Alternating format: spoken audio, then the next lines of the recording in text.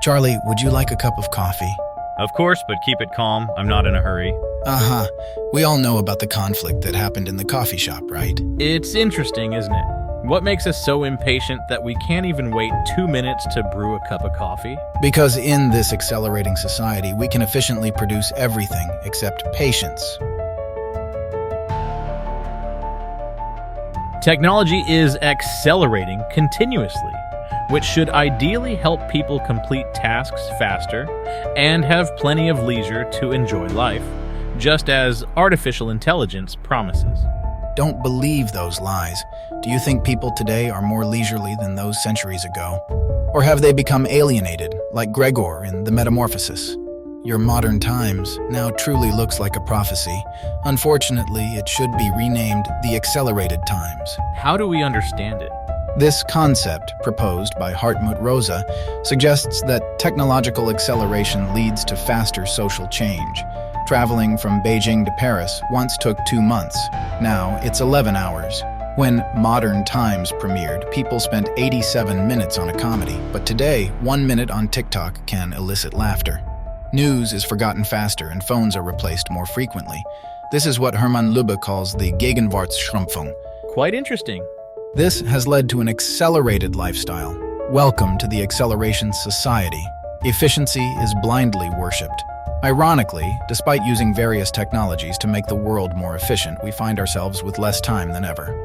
Since the 19th century, average sleep time has decreased by 2 hours, resulting in remarkable self-exploitation and time scarcity. It's a remarkable comedy. The automatic feeding machine I imagined in the movie became a metaphor.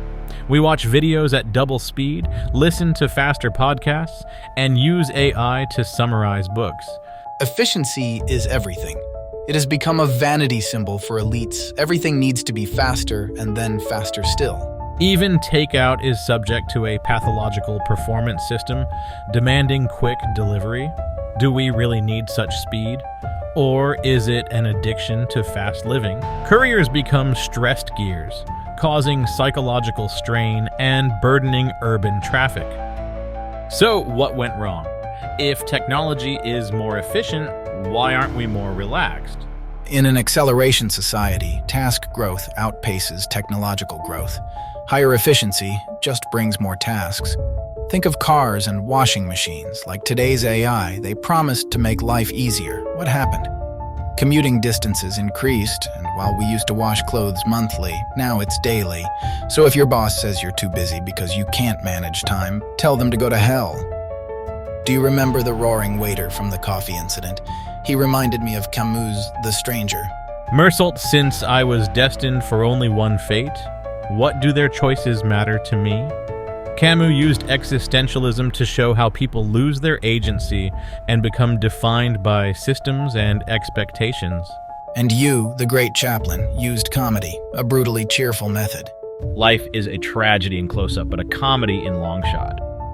In comedy, we laugh at characters' misfortunes because they seem like outsiders. When we view them as real, familiar people, we feel pity and sympathy. Why do people in an accelerated society become irritable, numb, and violent? We see ourselves and others as stranger. It's about how much coffee I can make or which city I need to reach by a certain time. Everything is data-driven and performance-based.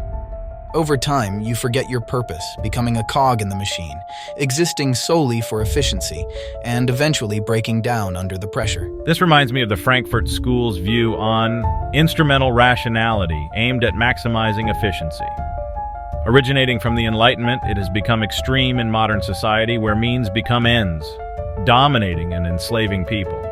The acceleration society turns time into a pathological norm, delaying gratification, planning meticulously, exercising restraint, and ignoring physical needs until the right moment to forge ahead. We assume efficiency is a virtue, a mark of elite status, believing discipline equals freedom. How absurd! True creativity comes from free time. Playing, daydreaming, and even wasting time are effective uses of time. Quantifying time with data fundamentally damages innovation. Modern Times wasn't made by efficiency. It's the idle moments, pauses, and noise that touch hearts. Never mind. We think watching movie summaries is enough. If this continues, cinema will slowly die. Oh, don't you think so? Why do we get caught up in it and even enjoy it? Without visible chains, people can't break free. When the imprisonment of an accelerated society becomes routine, any attempt to escape vanishes. Foucault's discipline becomes self-exploitation. People mindlessly follow rules. Advertisements, success stories, and idol worship make resisting the mainstream lonely. But man is desperate.